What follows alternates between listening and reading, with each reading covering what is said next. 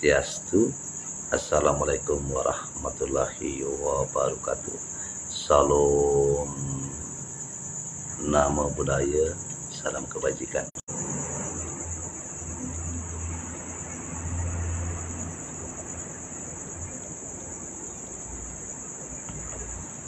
Sekali lagi salam kebajikan untuk kita semua. Kembali lagi bersama Jero Balian Healer. Tiada masalah tanpa solusi, tiada penyakit tanpa obat. Apa kabar saudara-saudariku terkasih, dimanapun kalian berada, semoga selalu terberkati.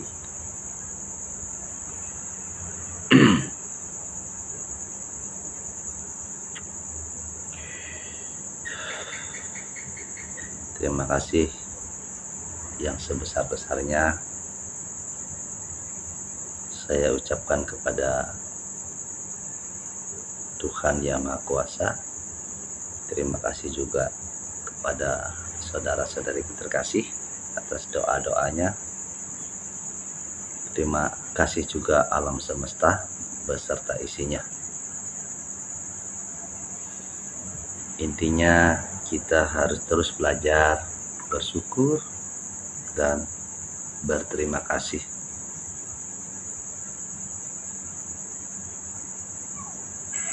Dan dengan kita selalu bersyukur,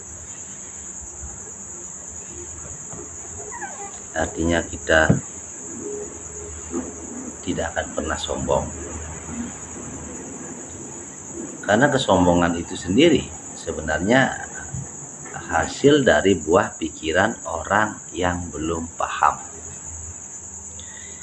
Sekali lagi, kesombongan itu muncul dari sebuah penilaian. Luh Supadmi, Rahaja Wengi Pak Jero, salam rahayu, Om Swastiastu, salam rahayu, Rahaja Wengi Muali. Jadi saya cukup merasa bersalah juga, bahkan ada beberapa pasien yang nelpon karena saya sempat berucap kemarin pas live bahwa ada keinginan untuk menutup pengobatan. Terus bahkan tadi ada yang sampai nangis nelpon saya, Pak Jero kalau bisa pengobatannya jangan sampai tutup. Terus kami yang miskin ini harus berobat kemana, sedangkan biaya pengobatan mahal. Terus saya merasa bersalah karena saya ingin lepas tanggung jawab begitu.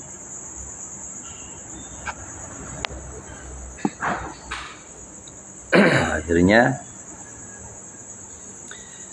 hari ini saya melakukan persembahyangan memohon pengampunan, lunas iwang, regida sesunan. Mohon maaf, mungkin secara sisi kemanusiaan saya bisa dibilang gimana ya, karena memang saya belum punya anak kan begitu, tapi saya bisa ngobati orang biar punya anak. Jadi disinilah kadang-kadang sebagai manusia ada titik jenuh mungkin ya, ada titik jenuh dan ingin berproses gitu. Patut bisa nih ke Jero, rahayu, salam dari Palu, Swastiastu, salam wali, Wayan Widana, Rahajang Wengi Muali, rahayu rahayu.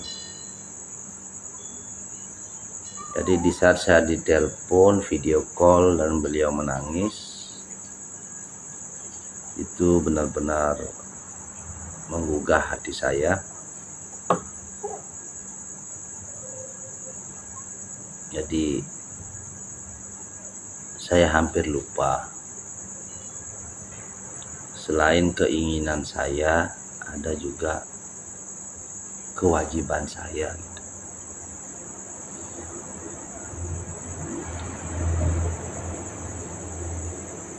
Keinginan untuk punya momongan itu sah-sah saja, tapi saya tidak boleh juga lepas daripada tanggung jawab sebagai seorang tapakan yang mana dulu sudah punya kesalahan 20 tahun menghindar, dan sekarang dengan alasan ingin punya anak terus ingin lepas tanggung jawab. Syukurnya saya diingatkan hari ini gitu. Rahayu Leon. Makanya Tiang tadi langsung melakukan persembahyangan Nunas Ampura ringide Betariang Guru, juga Nunas Ampura ringide Sesunan. Intinya Tiang akan berproses saja, berproses, dan saya hanya berserah.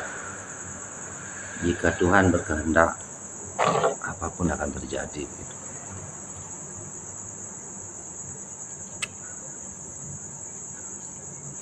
Karena saya sendiri kasih tahu pasien-pasien saya yang ingin punya anak, tidak boleh stres, tidak boleh capek, kan gitu.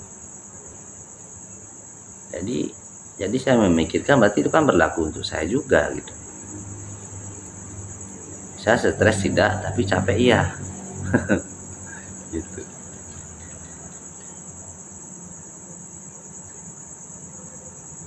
Tapi sekarang saya ingin mengalir saja dah. Saya ingin mengalir saja, mengikuti perjalanan karma saya. Tapi tetap saja harus berjuang dan berusaha, kan begitu ya.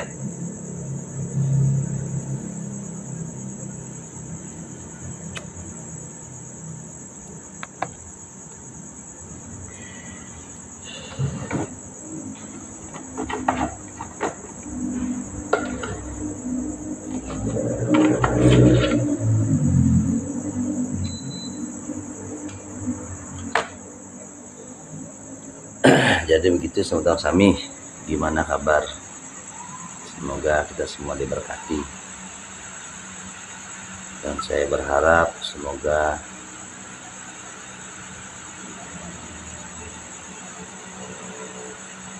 kita semua sehat, panjang umur, murah rezeki. Nah, kembali kepada topik ya. Guru terbaik yang ada di dunia ini adalah alam. Selain daripada guru Rupake, guru pengajian, guru swadhyaya, alamlah guru yang terbaik, dan pengalaman menjadi bagian dari proses pematangan sang jiwa, penguat sang jiwa, dan juga pendewasa jiwa raga.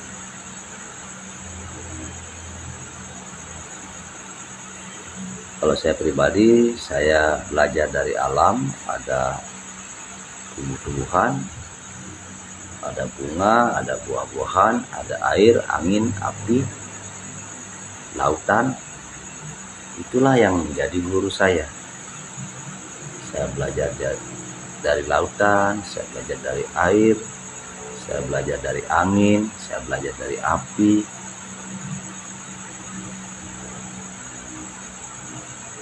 Ya, semuanya memiliki dua sisi. Api bisa menghidupkan dan juga memusnahkan. Angin juga bisa menghidupkan dan memusnahkan. Air juga bisa menghidupkan, bisa memusnahkan. Lautan juga bisa memberi kehidupan dan menjadi jalan kematian. Jadi itulah pelajaran yang saya pelajari secara mandiri. Artinya apa? Untuk sebuah kekuatan yang tidak memiliki kontrol, dia akan memusnahkan. Maka intinya adalah bisa mengontrol. Manusia harus memiliki ego. Manusia tanpa ego, maka dia tidak akan punya niat untuk bekerja. Ego sama dengan api. Api sama dengan emosi. Orang-orang yang sudah bisa mengontrol emosinya, dia sudah menjadi manusia sakti.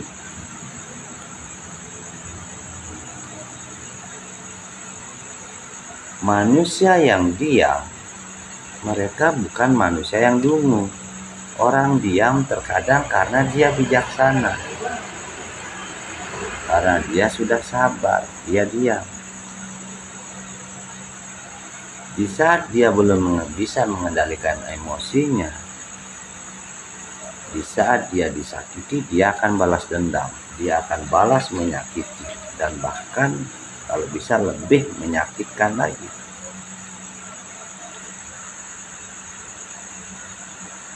Saya belajar dari angin.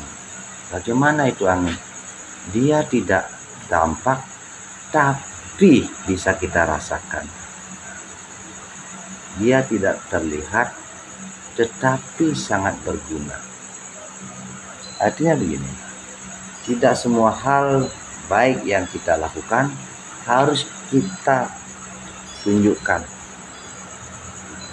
Dari 100 orang yang kita bantu, tidak harus ke 100 orang itu kita tunjukkan.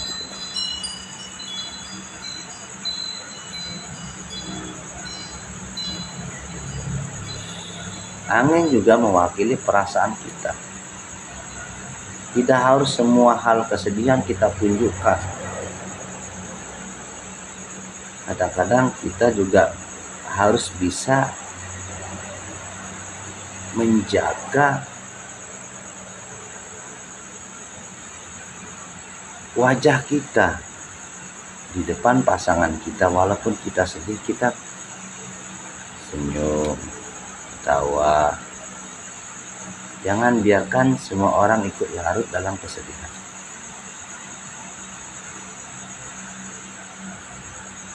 Nah, saya juga belajar dari lautan.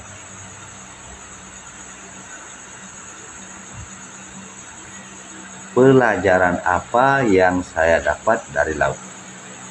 Yang pertama, manusia membuang sampah ke laut, baik secara sengaja ataupun tidak sengaja. Dia membuang ke sungai, toh airnya ke laut. Sengaja ataupun tidak sengaja, manusia membuang sampah ke laut. Apa balasan laut? Lautan memberikan garam sebagai penyempurna rasa di lidah. Manusia membuang sampah ke laut. Apa balasan laut? Laut tetap diam dan memberikan jutaan ikan sebagai sumber nutrisi. Kan begitu. Laut tetap diam. Terus chemistry-nya di mana? Kita harus selalu menerima. Belajar hanya menerima saja. Dihina pun terima saja. Dibully pun terima saja. Hanya terkadang kita juga harus memberikan klarifikasi agar tidak membiarkan orang-orang terbawa bias hal yang tidak benar. Sekali lagi, laut diam saja. Manusia buang sampah ke laut dibalas dengan garam. Manusia buang sampah ke laut dibalas dengan jutaan ikan sebagai nutrisi. Tetap dibalas dengan kebaikan oleh si laut. Terus apa lucunya? Nah, sekarang lucunya dulu. Manusia buang sampah ke laut, mencari garam di laut, mencari ikan ke laut di tempat ia buang sampah. Lucunya adalah laut tetap diam. Tapi apa yang dilakukan manusia? Manusia menyucikan dirinya ke laut di mana dia buang sampah.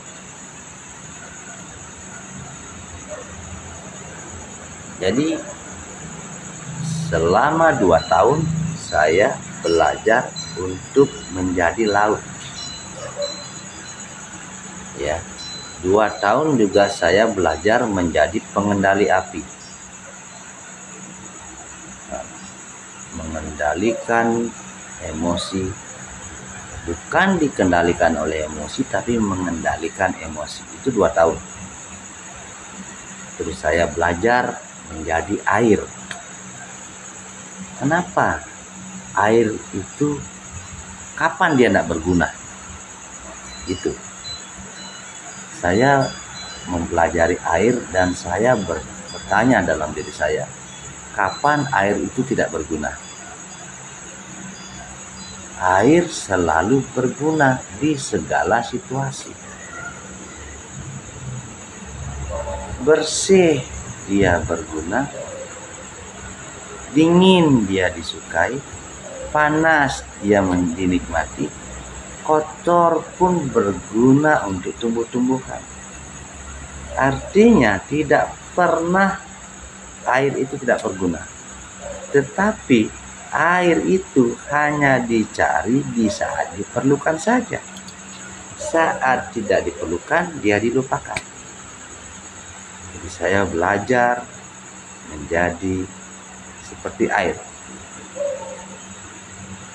Siap dicari saat diperlukan, siap dilupakan saat sudah tidak diperlukan. Berguna di segala situasi.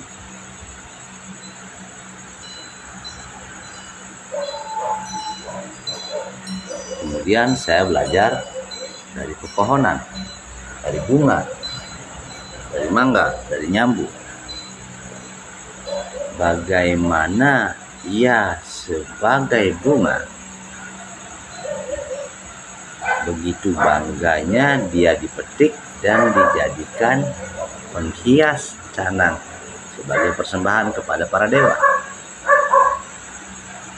Dia tidak pernah mengeluh. Buah juga sama. Dia membiarkan dirinya diambil oleh siapapun, walaupun orang yang memetik itu tidak pernah menyiramnya. Hal terpenting yang menyadarkan saya dari pohon adalah begini. Saya disadarkan oleh pohon jambu.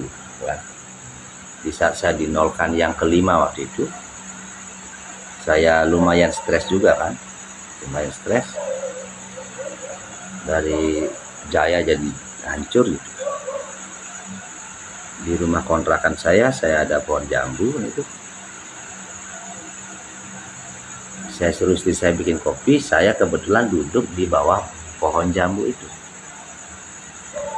Tiba-tiba kopi saya berisi yang namanya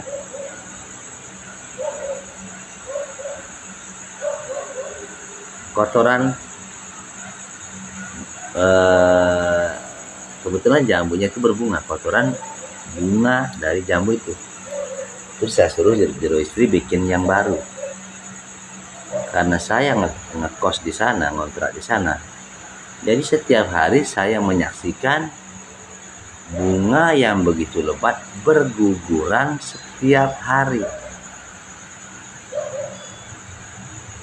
Berguguran setiap hari. Dari bunga menjadi kecilnya ya, calon buah yang kecil-kecil itu berguguran juga. Sudah jadi buah yang kecil-kecil berguguran juga. Sudah menjadi buah yang sedang-sedang juga banyak yang berguguran. Sampai akhirnya bunga yang jutaan itu yang jadi buah yang tidak gugur tinggal sedikit. Disitulah saya dapat pelajaran bahwa apapun yang kita pegang, kadang itu bukan mutlak rezeki kita. Yang menjadi rezeki kita hanyalah yang bisa kita pegang. Yang hilang itu bukan rezeki kita. Jadi tidak perlu lagi dipikirkan. Yang hilang dilupakan, yang datang diterima. Ketut bawa, benar itu Pak Jero, tapi yang belum bisa mengendalikan emosi. Yang gimana cara mengendalikan Pak Jero? Bisa, gampang itu. Saya biasa menuntun orang yang emosian. Karena ada yang bertanya saat saya live, sekalian saya ungkap di sini sesuai dengan pengalaman saya ya. Emosi, itu dulu. Emosi, pahami dulu apa itu emosi. Emosi adalah api ya. Emosi sama dengan api. Nah, sekarang kita harus tahu dulu sifat api. Api dia panas, nah, itu ya. Dan yang bisa membunuh api apa? Yang bisa mengendalikan api apa? Ada dua, angin dan air. Itu dulu ya, angin dan air. Jadi kalau sudah paham itu dulu, bahwa emosi adalah api ya, yang bisa membunuh api angin dan air, maka jika kamu sudah mulai mau emosi, karena emosi itu ada di dada, cepatlah tarik napas dada, tahan, keluarkan lewat mulut. Tarik napas dada, tahan, keluarkan lewat mulut. Lakukan berulang, maka otomatis emosimu akan menurun. Tapi jika ada air, lebih baik langsung minum air. Itu cara mengendalikan emosi. Simpelnya itu. Itu baru cara mengendalikan emosi. Nah, kemudian bagaimana caranya melatih diri agar bisa mengontrol emosi? Nah, ini melatihnya sekarang. Cara melatih mengontrol emosi adalah dengan cara puasa. Dengan cara puasa ya. Puasa yang bagaimana? Pertama-tama puasa ringan dulu, yaitu puasa mutih. Puasa mutih itu bagaimana Pak Jero? Hanya makan nasi putih saja plus air putih saja, sisanya nggak boleh. Kapan bisa saya lakukan Pak Jero? Kapanpun kalian ada niat, lakukanlah saat itu. Kalau sudah ada niat, langsung nguningan ngering hidup tarayang guru, saya mau puasa mutih, saya mohon restu. Lakukan. Cukup dari jam 6 pagi sampai jam 6 sore saja. Itu aja dulu awalnya. Cukup segitu aja. 12 jam. Tapi tunggu dulu. Walaupun makan nasi putih tok dan air putih tok, tidak boleh banyak. Pagi hanya sekepal. Ya, siangnya boleh 2 kepal, sorenya boleh 2 kepal. Kalau saya senangnya sekepal saja. Pagi sekepal, siang sekepal, sore sekepal. Itu baru tahap awal. Jangan dianggap remeh, karena nanti akan ada ujian banyak sekali. Di saat melakukan puasa mutih itu, dijaga pula tata bicaranya. Tidak boleh ngomong kasar, tidak boleh ngomongin orang, tidak boleh menghina, tidak boleh membuli.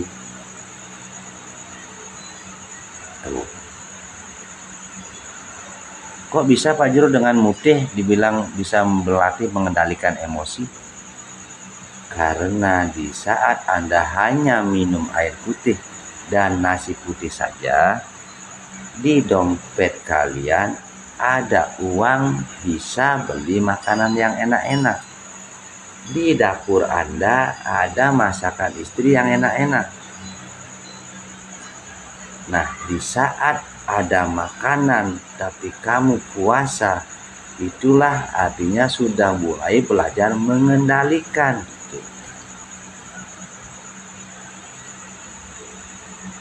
Beda dengan orang yang kelaparan, yang tidak punya uang, akhirnya hanya makan nasi putih sama air putih tok, itu beda. Itu karena terpaksa namanya, keadaan namanya. Bukan melatih itu karena keadaan, beda ya. Nah, setelah biasa mutih, baru naik ke tingkat puasa. Puasanya juga sama, dari jam 6 pagi sampai jam 6 sore. Begitu. Kapan dilakukan Jero? Bisa Senin Kamis, bisa Purnama Tilem, bebas. Silakan pilih yang mana. Gitu.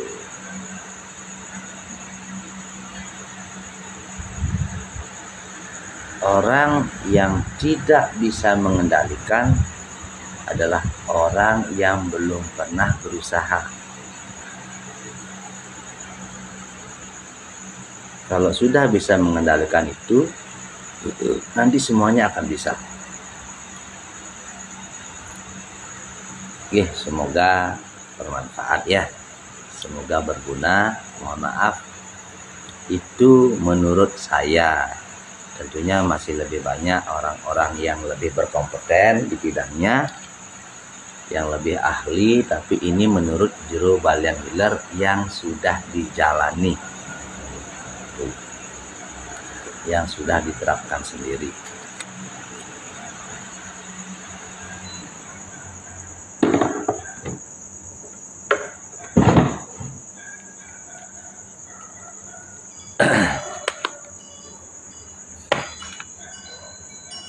Sekali lagi, hidup itu adalah perjalanan.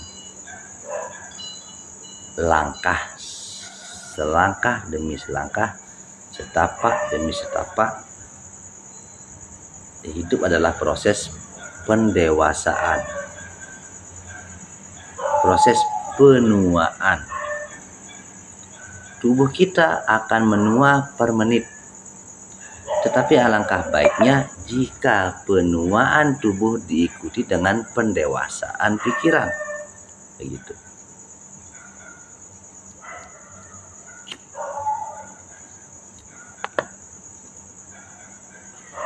Tidak ada manusia baik. Ya. Tidak ada manusia yang tidak licik. Tidak ada manusia yang tidak emosian. Tidak ada manusia yang tidak kasihan. Tidak ada manusia yang tidak punya masa kelam. Semua orang memiliki itu. Termasuk saya. Tetapi setiap orang diberikan kebebasan untuk berproses, menata dirinya, sehingga terbentuklah menjadi karakter yang setiap harinya lebih dewasa, lebih bijak,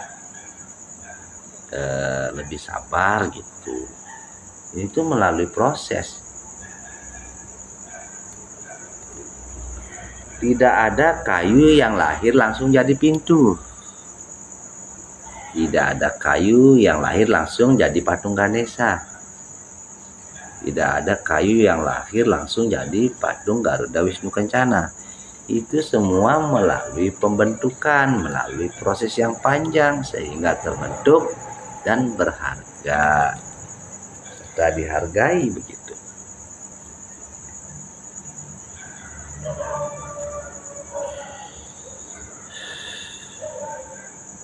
Makanya kadang-kadang begini, maaf ya, sebelumnya saya minta maaf. Ada orang yang membuli saya kan, dibully mati-matian. Bahkan dia lihat orangnya orang-orang berpendidikan, orangnya berasal dari keluarga terhormat. Ampura dia nyebut kasta, perdewa, pergusti, dan juga yang membuli saya. Jadi itu bukan perdewa, pergusti atau kastanya yang saya lihat, tapi oknumnya. Oknumnya yang bermasalah, bukan kastanya.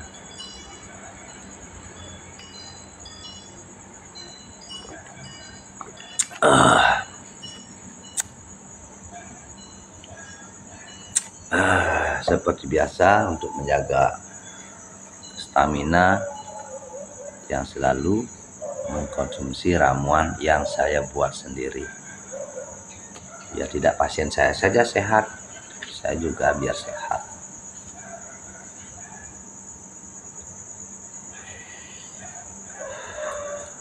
Jika ada yang mau bertanya lagi silahkan, karena hari ini saya benar-benar sangat bahagia sekali, sangat bahagia. Kenapa saya bahagia? Karena di saat saya tadi melakukan persembahyangan, beliau hadir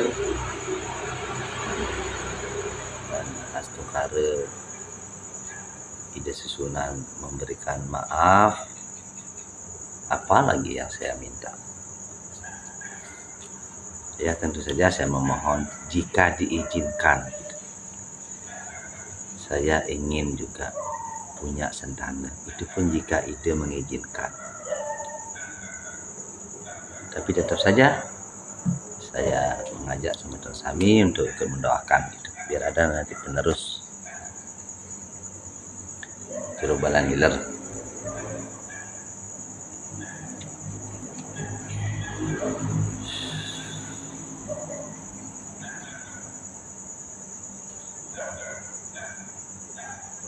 Jadi rambut saya ini selalu ya sepak sendiri dia di Lumajang gitu.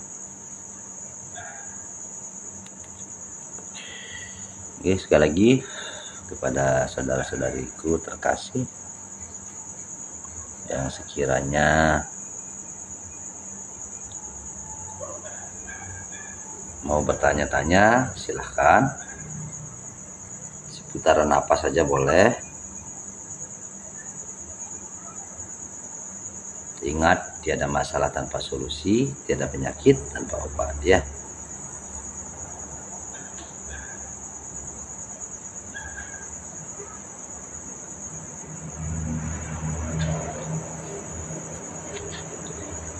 Ketut bawa suksma pencerahannya Pak Jero inggih suksma mawali, semoga bermanfaat, semoga berguna, dan sekiranya di saat Pak Jero live, jika mungkin dianggap bermanfaat bisa di-share ya, agar semakin banyak yang tercerahkan. Sekali lagi, Pak Jero itu memberikan pencerahan seside-side, sebatas pengetahuan saya, sebatas kebisaan saya. Apa yang saya jalani, apa yang saya alami, itu yang saya pakai bahan untuk berbagi. Di luar daripada sastra, saya berbagi atas dasar rasa menyama, tidak merasa lebih baik dari siapapun, tidak merasa lebih pintar dari siapapun, tidak juga merasa paling berguna. Intinya indahnya berbagi gitu.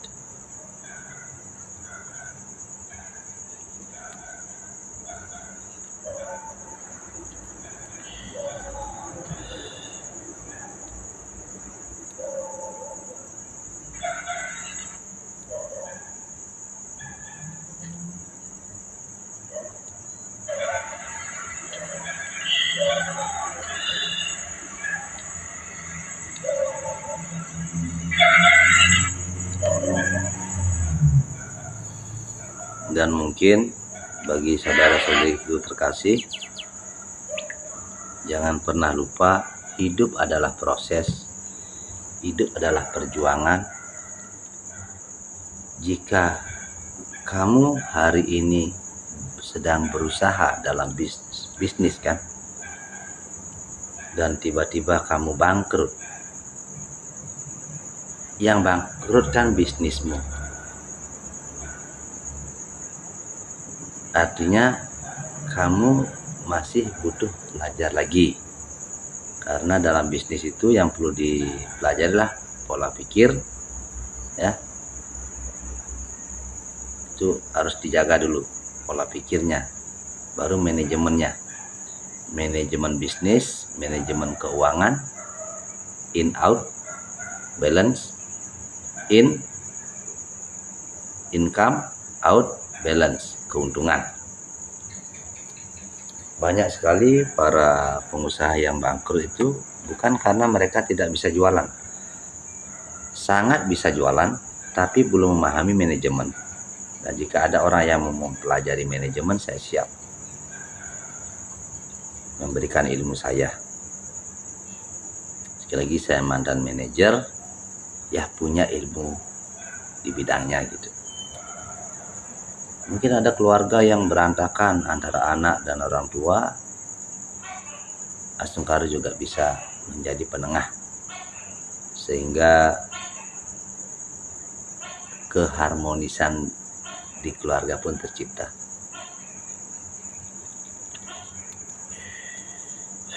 Intinya selain patah tulang, siap ngayah.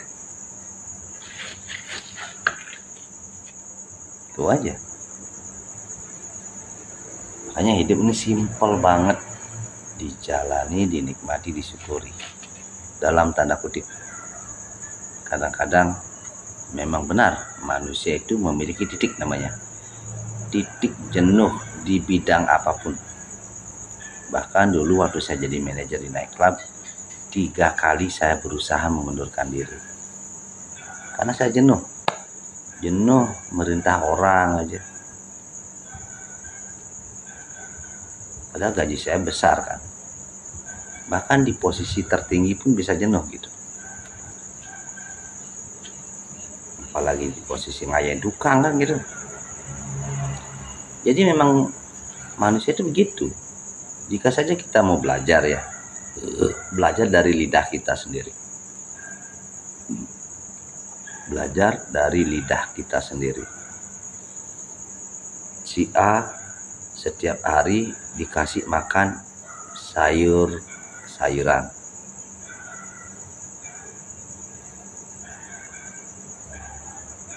Di beberapa hari kemudian dia akan jenuh dengan bahkan melihat sayur aja dia sudah enak gitu. Di tempat yang lain dia makan babi guling setiap hari. Nah, di hari yang kesekian dia akhirnya enak lihat babi guling. Dia pengen sayuran. Nah, yang sering makan sayuran ini juga pengen babi guling. Jadi itulah sifat manusia. Jika kita mau belajar dari lidah kita, seharusnya kita sudah paham bahwa di dunia ini butuh adanya warna dan warni. Dengan adanya warna-warni, maka kejenuhan pun akan teratasi. Kita juga dari para laki-laki ya,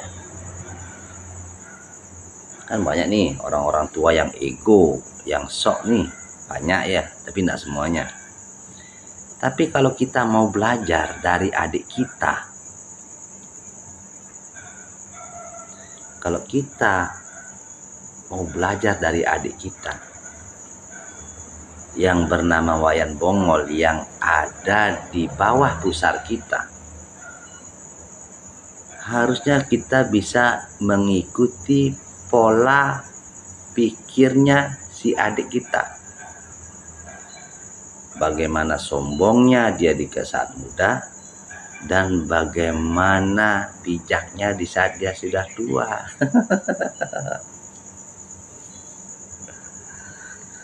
Di saat umur 17 tahun sampai umur 35 tahun, dia masih gini, sombong dia, egonya tinggi. Tapi umur 40 tahun ke atas, dia sudah loyo. Jadi seharusnya kita belajar dari kemaluan kita sendiri. Kadang-kadang bahkan kemaluannya sudah tidak mau bangun, tetapi egonya masih tinggi. Inilah manusia yang tidak pernah mau belajar.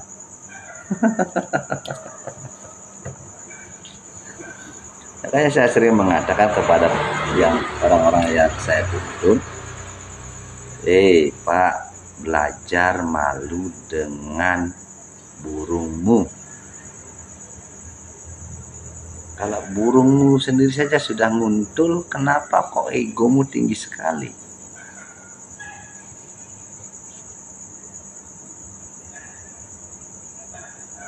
Makanya belajarlah juga menunduk sama seperti yang dilakukan oleh burungmu. Saya ngomong begitu. Oh gitu ya Pak Jero ya? Iya.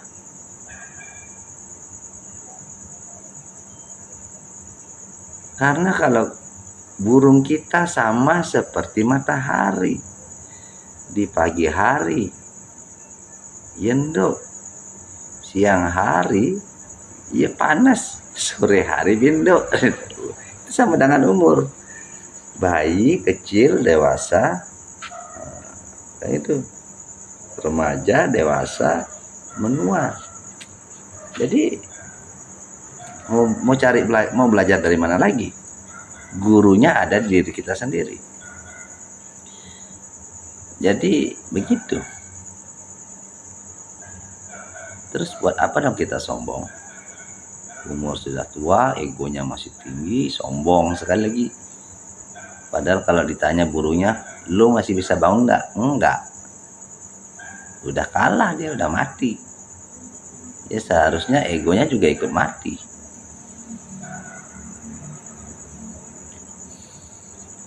Jadi begitu.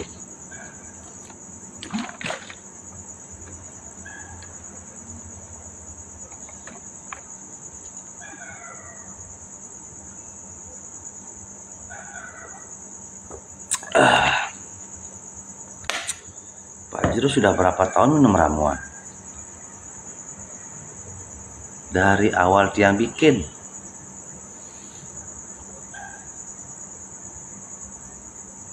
Kenapa Pak Jero terus minum ramuan? Karena saya ingin sehat.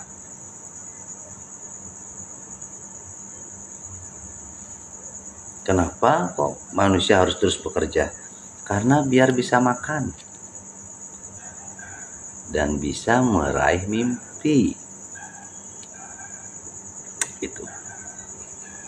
Duduk biar semangat Jero, nggih suksma tiang selalu semangat, rayu-rayu.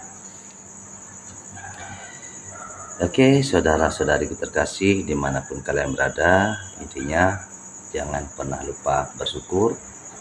Kalau bisa jangan pernah walaupun sehari jangan pernah bolong sembahyangnya. Walaupun hanya dengan dupa saja. Kalau tidak ada dupa, yang penting ada niat saja begini. Eling, ingat begitu. Mau kemana-mana ya Tuhan, saya akan pergi ke A, saya mohon restu. Jadi gitu. Yang penting ingat. Tapi kebanyakan manusia ingat dengan Tuhannya di saat dia susah saja.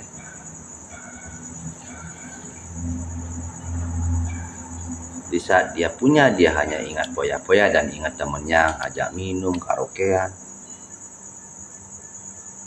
Nah, di saat dia susah, yang diajak karaokean nggak muncul-muncul, yang ngaku saudara nggak ada kelihatan. Jadi begini, kehidupan itu aneh. Ya, kehidupan itu aneh.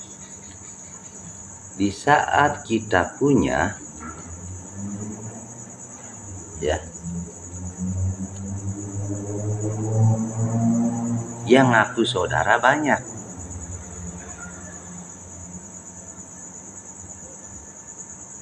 Teman menjadi saudara dan mendekat.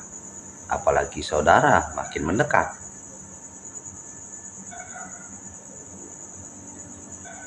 Tetapi di saat kita tidak punya, saudara menjauh, apalagi yang bukan saudara. Saya ulang lagi ya. Di saat kita punya, orang lain ngaku saudara. Orang lain mendekat, ngaku saudara. Apalagi saudara, tambah mendekat lagi. Nah, tetapi di saat kita tidak punya, saudara menjauh, apalagi yang bukan saudara, hilang langsung.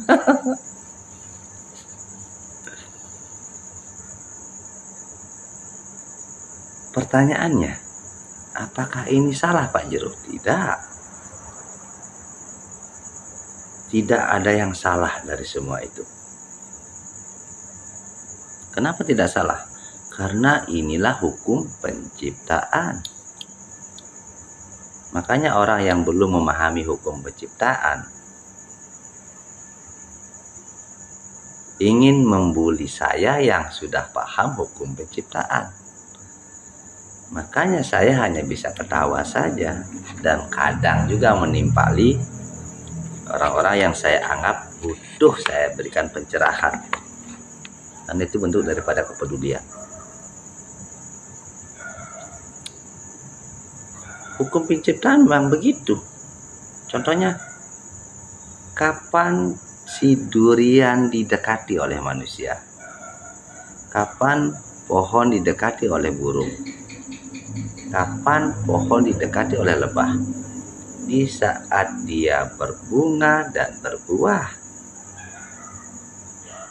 Kalau tidak berbuah, dijauhi, bahkan dilupakan. Ini hukum alam, hukum penciptaan. Terus bagaimana caranya Pak Jero biar tidak dijauhi? Jadilah seperti kelapa yang terus menghasilkan. Makanya di saat kamu punya penghasilan, jangan boros. Belajarlah untuk menghargai rezekimu. Jangan ada uang 1 juta dihabisin 1 juta. Punya uang 1 juta, contohnya dihabisin 750, ditabungin 250. Jika kamu punya gaji 4 juta, anggap saja dapat gaji 3 juta. Jika kamu dapat gaji 3 juta, anggap saja dapat gaji 2,5 juta. Jadi belajar cukup dari 2,5 juta itu. Yang lagi 500 anggap tidak ada uang, itu ditaruh di rekening spesial. Jadi begitu.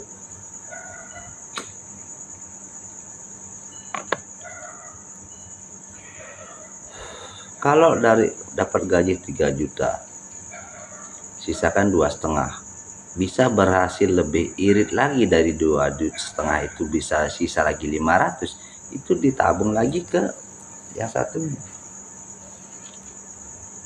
Maka akan semakin cepat hidupmu meningkat.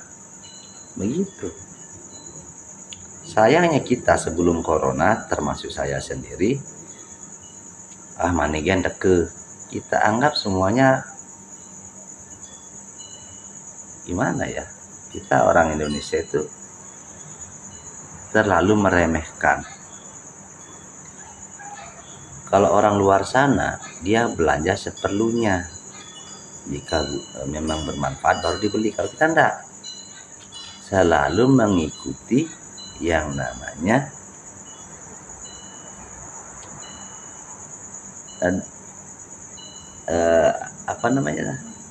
apa yang sekarang ngetop ikut itu Nengah Sumarta dados tiang metakin Pak Jero napi campuran ramuan Pak Jero untuk kesehatan suksma. Nah, kalau ini namanya bukan bertanya, tetapi meminta resep rahasia seorang tapakan. Tidak boleh, ini rahasia. Ya, setiap orang punya rahasia.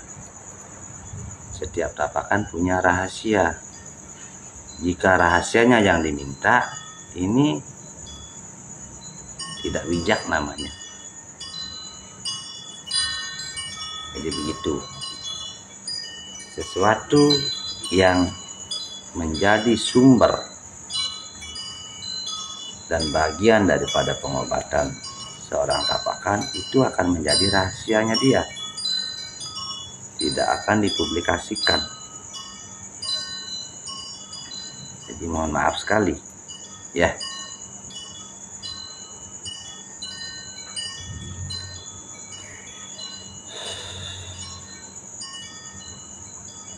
Ampura. Kalau untuk ini tidak bisa saya sebarluaskan.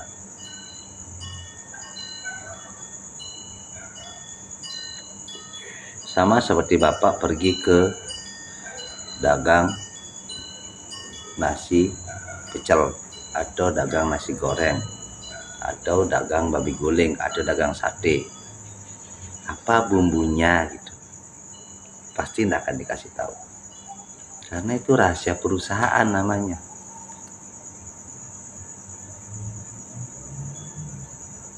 Kalau untuk kesehatan sebenarnya simpel sekali, jaga pola pikir, jaga pola makan, banyak minum air, itu saja sih,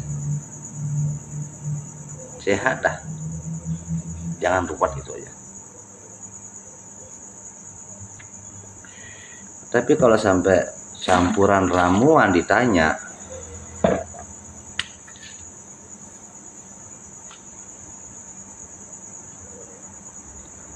susah saya jawabnya.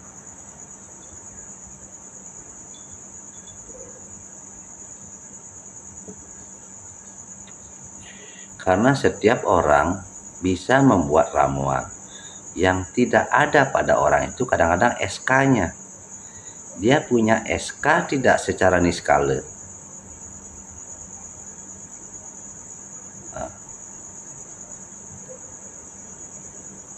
Jadi setiap tapakan itu punya SK-nya masing-masing. Ada beberapa tapakan yang mengeluarkan ramuan, ada yang tidak. Kan tergantung SK, tergantung petunjuk.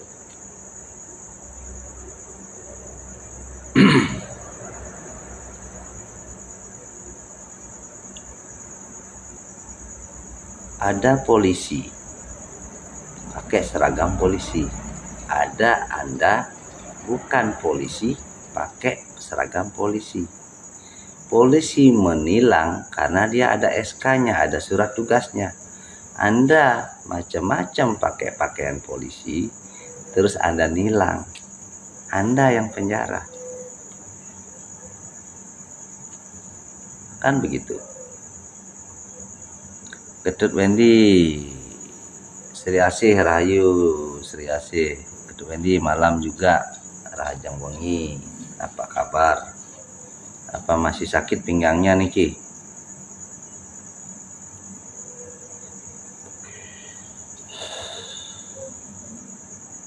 Kalau secara medis Ketut Wendy kan pekerja berat, kadang-kadang kurang minum air karena sibuk bekerja. Jadi tentu efek jangka panjangnya ginjalnya bisa bermasalah.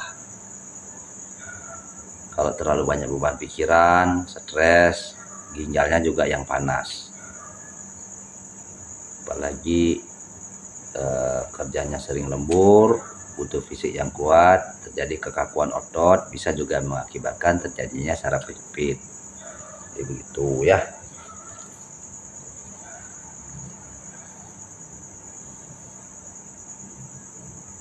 Kalau saraf kejepit tidak bisa diobati hanya dengan pil, nggak bisa. Istilahnya pemicu saraf kejepit selain karena jatuh dan terbentur benda tumpul, bisa juga karena ketegangan otot, kekakuan otot.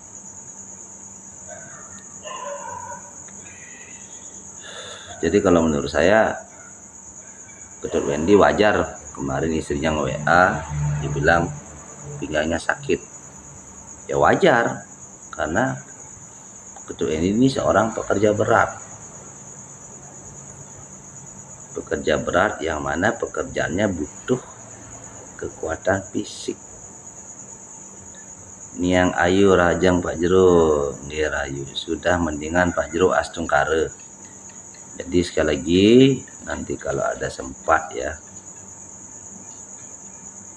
bisa datang ke terapis atau tukang pijat yang paham, yang terdekat di sana di Tabanan. Dan kalau seumpamanya belum juga sembuh, bisa datang ke Sumber Kimia. Jadi begitu ya. Intinya jangan dibiarkan kalau minum obat hilang rasa sakitnya, karena itu memang obatnya mengandung penghilang rasa sakit. Banyak sekali kasus di sini yang tangani. Suntik hilang, habis obat kumat, suntik hilang, habis obat kumat. Itu bahaya sekali, ginjalnya nanti rusak. Karena penghilang rasa sakit itu jika terlalu lama dikonsumsi bahaya.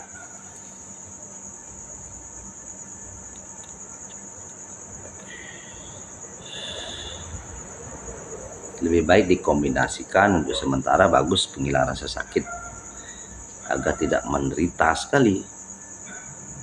Tapi itu kan hanya menghilangkan rasa sakitnya, bukan menghilangkan penyakitnya.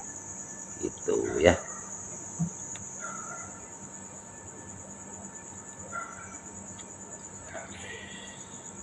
Jadi sekali lagi kembali kita kepada topik.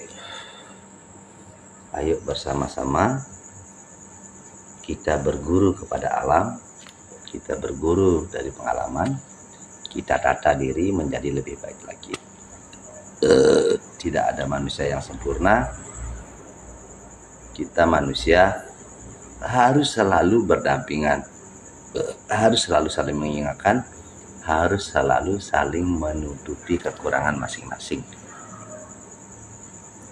Sebanyak apapun saya punya uang, ya, saya tidak akan pernah bisa membuat sebuah motor ataupun mobil. Sebanyak apapun saya punya uang, tidak akan bisa membangun rumah sendiri. Sebanyak apapun saya punya uang, saya tidak akan bisa punya ikan, daging ayam atau daging sapi sendiri. Sebanyak apapun saya punya uang, saya tidak akan bisa punya beras tanpa petani, punya ikan tanpa nelayan, punya mobil tanpa pabrik, punya rumah tanpa tukang, punya rumah tanpa pasir, punya rumah tanpa semen. Tidak bisa semuanya. Makanya di sini kita saling membutuhkan, kita saling mengikat.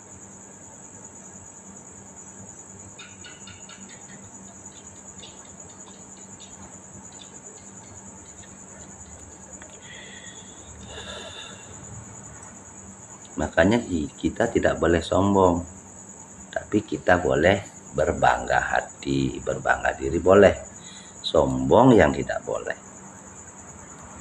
Gitu. Cuma sayangnya orang belum bisa membedakan mana orang sombong, mana orang bersyukur gitu. Yang namanya orang sombong itu dia jual warisan, terus hidup poya-poya, beli kendaraan baru, nunjukin di medsos, seolah-olah itu hasil jerih payahnya sendiri. Itu orang sombong itu. Itu butuh tumben kedak. Tapi kalau orang berproses dari nol, bisa beli A, B, C, D, ditunjukkan dimanapun itu bentuk rasa syukur namanya. Itu perbedaannya ya. Kalau ada seseorang bisa beli sesuatu hasil dari jerih payahnya sendiri, itu sebuah bentuk rasa syukur. Ingin berbagi kebahagiaan. Tapi kalau jual warisan sedang mesuang peluh, menunjukin uang, bahkan dia tidak bekerja apa-apa, itu sebuah kesombongan namanya. Buddha tumben kedak. Pak Jero panak tiang bin kumat nike malih biru-biru, padahal sebe mendingan makin keluar darah. Kasih minum nike rebusan kayunya nike. Kasih minum rebusan kayunya itu ya. Dan kemarin dia kasih kayu.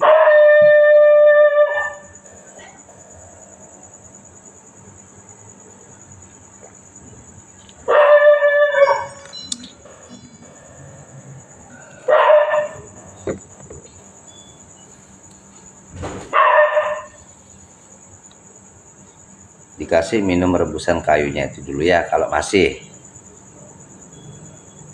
Kalau habis bisa kesini, nanti dia kasih minta. Tuh kayunya tuh ya, direbus dan diminum. Begitu kata Wendy.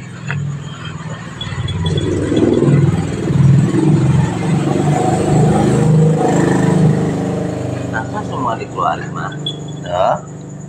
Ini udah ganggu dah, ikut. Bye ini. Dah.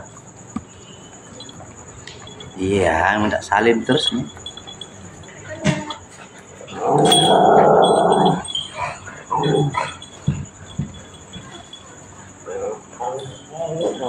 Intinya kan kemarin saya sudah kasih tahu apa yang dikasih.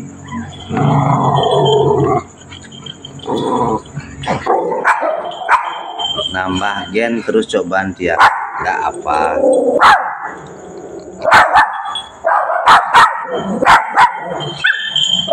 Semakin cepat tuntas, semakin bagus. Jangan mengeluh, jalani gen. Cici.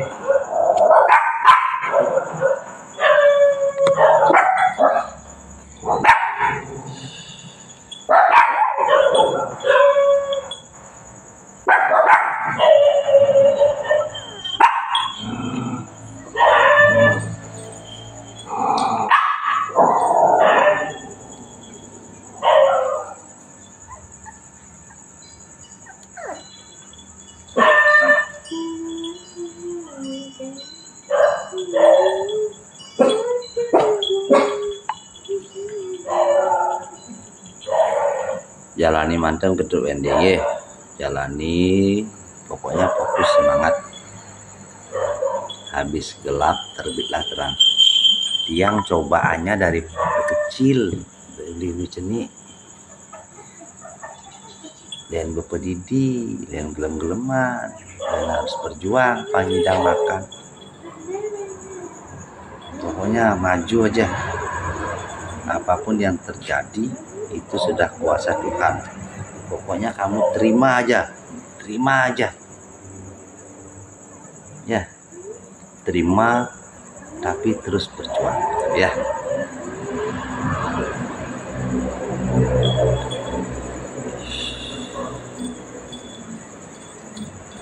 Dan nanti kalau tidak ada halangan, sini aja hari Sabtu.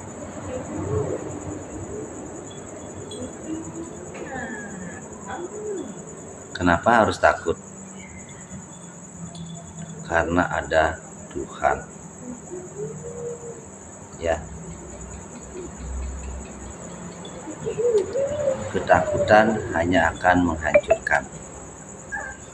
Ketakutan hanya akan membingungkan. Ketakutan hanya menjadi ilusi yang akan membuat diri kita tidak bisa fokus. Itu aja.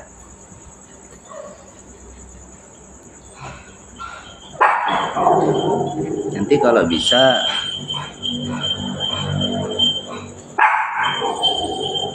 di rumah itu pelihara kucing ya, di rumah.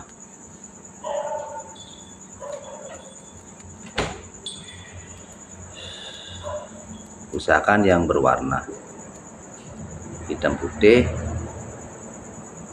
atau pokoknya yang berwarna, jangan yang satu warna. Yang satu warna dalam artian hitam selempolot jangan.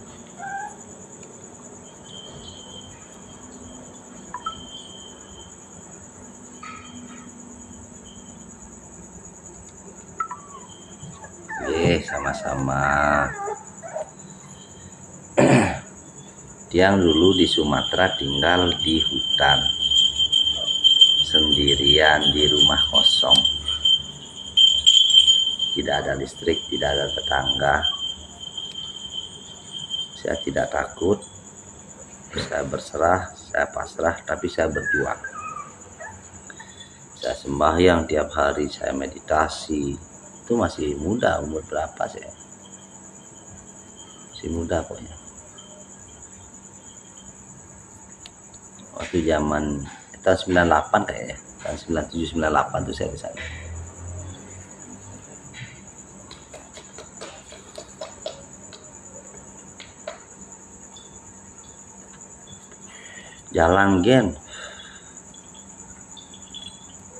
Jalani gen sama seperti tiang. Berjalan saja, berjuang saja, apapun hasilnya, intinya saya berjuang. Intinya saya bukan pecundang, itu aja. Ya, jalani aja.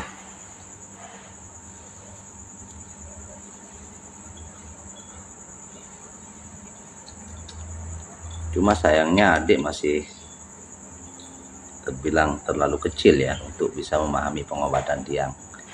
Jadi kadang-kadang diobati masih agak takut-takut kan begitu.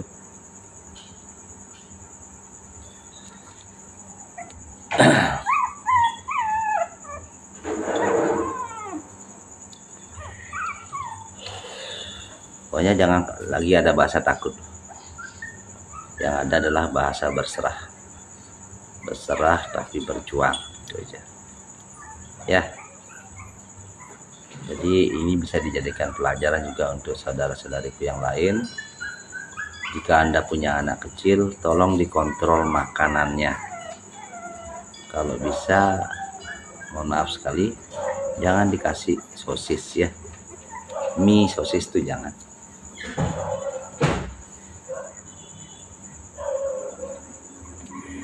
Karena banyak sekali anak-anak kecil sekarang kena gagal ginjal.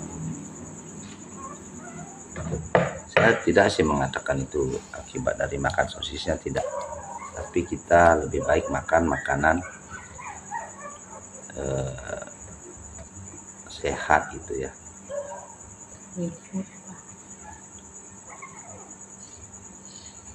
Ini cuman semangka.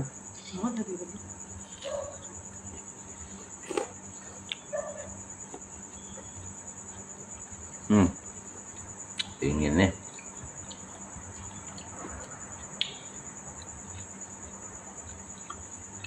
Yang di barat nih.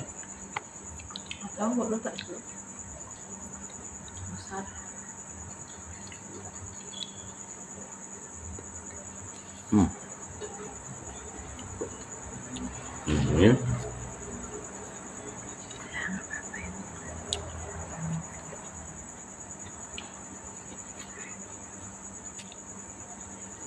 Oke, semeton. Salam hormat, salam rahayu. Mohon maaf jika ada salah-salah kata. Saya tutup dengan assalamualaikum warahmatullahi wabarakatuh. Salam kebajikan, nama budaya, Om Santi Santi Satyam, Rahayu.